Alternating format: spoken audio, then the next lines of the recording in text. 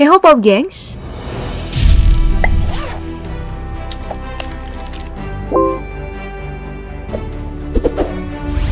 Sepanjang sejarah telah banyak bukti bahwa perempuan juga ternyata bisa menjadi pemimpin yang memiliki pengaruh besar, layaknya seorang laki-laki yang menjadi raja. Nah, kali ini aku bakal membahas beberapa ratu yang tak hanya dikenal karena kecantikannya, namun juga pengaruhnya yang besar bagi sejarah dunia. Mau tahu seperti apa? Yuk langsung disimak sampai habis.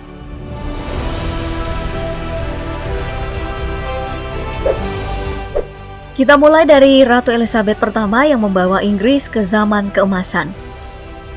Lahir pada tahun 1533, ia mulai berkuasa di usianya yang ke-25 tahun, hingga dijuluki The Virgin Queen karena memimpin di saat belum menikah dan memutuskan tidak menikahi siapapun hingga kematiannya. Zaman itu laki-laki dilatih dalam kefasihan berperang, sementara perempuan didesak untuk tetap diam dan menjahit di rumah. Namun kehadiran Elizabeth pertama ini kemudian berhasil mendobrak gagasan bahwa pemimpin perempuan juga bisa dipercaya. Di masanya ia sangat mahir melihat peluang di luar Eropa demi memperluas perdagangan dan meningkatkan kekayaan negaranya. Ia pun menghasilkan banyak penemuan, eksplorasi dan ekspansi. Dan yang terpenting, ia mengembalikan Protestan ke Inggris.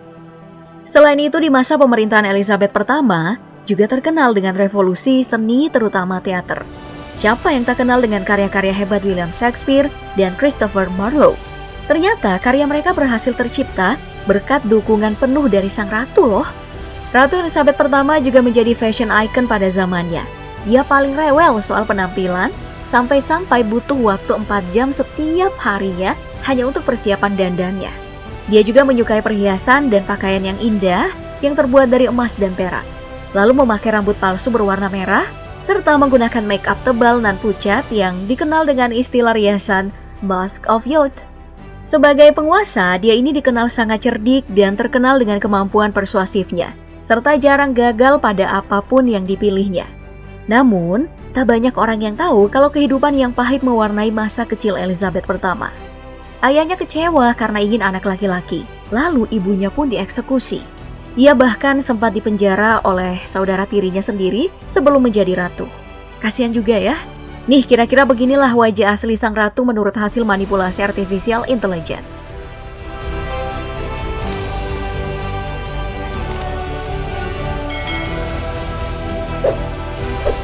Kemudian ada Ratu Mesir kuno yang melegenda, Cleopatra, yang lahir sekitar tahun 69 sebelum Masehi. Saking cantiknya, Ratu Cleopatra bahkan disebut-sebut mampu meluluhkan jenderal Romawi kuno, Mark Antony dan Julius Caesar. Namun selain karena kecantikannya, Cleopatra juga dikenal atas kecerdasannya dalam hal diplomatik dan sebagai ahli politik saat menjadi penguasa Mesir. Ia dikenal fasih berbahasa Mesir, padahal sebenarnya ia adalah bangsa Yunani, serta 7 bahasa asing lainnya. Selain itu, ia juga dikenal cerdas karena mempelajari astronomi, matematika, fisika, juga filsafat. Di usianya yang baru menginjak 14 tahun, ia sudah memperlihatkan kemampuannya dalam hal memimpin dan menjadi wakil bupati di usianya yang ke-18 tahun. Saat menjadi ratu, Cleopatra secara langsung menangani urusan-urusan administratif di wilayah kekuasaannya. Ia menanggulangi kegentingan seperti bencana kelaparan dengan memerintahkan lumbung-lumbung kerajaan untuk membagi-bagikan bahan pangan kepada rakyat yang kelaparan yang dilanda musim kemarau. Pada permulaan masa pemerintahannya, Ratu Cleopatra bahkan memimpin langsung belasan armada laut melawan kerajaan Romawi saat berperang. Sayangnya, dalam perang itu Cleopatra mengalami kekalahan. Dia dan suaminya, Mark Antony pun terpaksa kabur ke Mesir. Setelah tiba di Mesir dan masih dikejar musuh, ia pun akhirnya memutuskan untuk bunuh diri. Awalnya ia percaya mati bunuh diri menggunakan bisa ular kobra. Namun, kabar terbaru mengungkapkan bahwa sebenarnya ia meminum koktail yang dicampur racun hingga ia mati dalam keadaan tidur. Nah, buat yang bertanya-tanya, emang secantik apa sih Cleopatra ini? Nih, kira-kira begini nih wajahnya menurut hasil manipulasi artificial intelligence.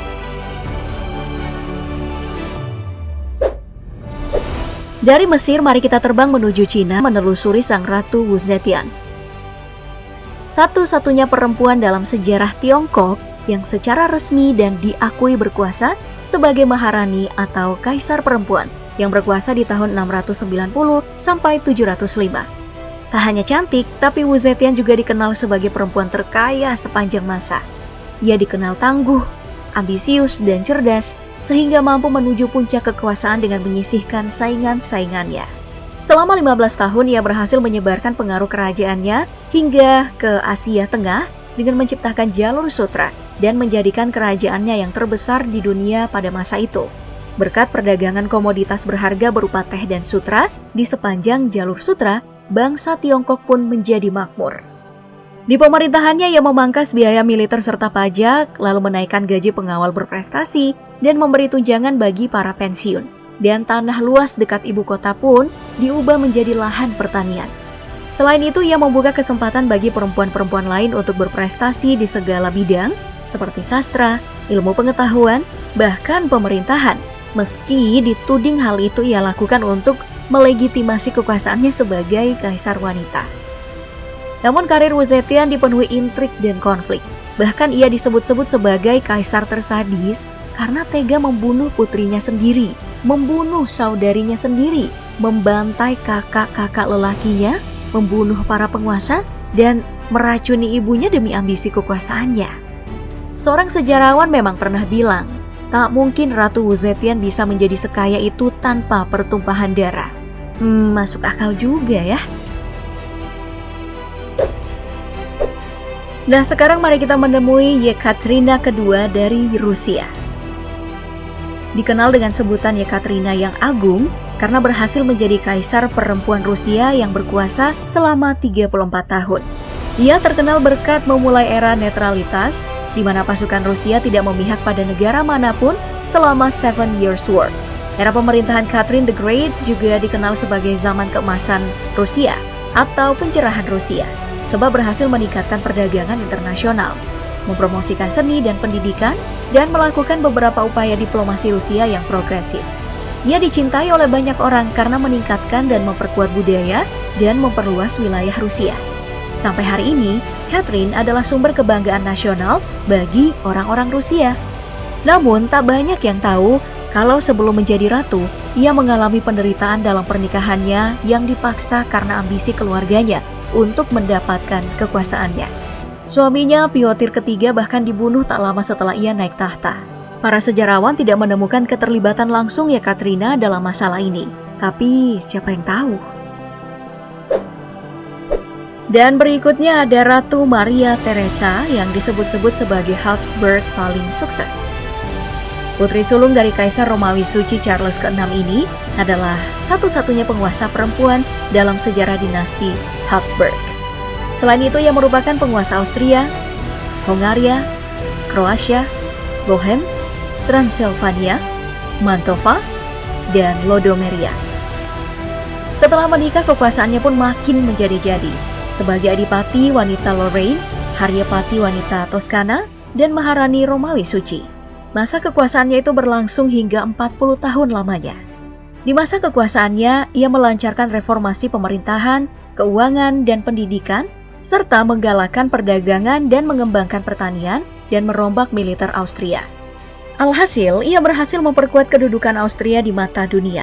Tapi, ia sangat membenci orang Yahudi dan Protestan. Sampai-sampai ia pernah memerintahkan agar mereka diusir ke daerah terpencil di wilayah Habsburg.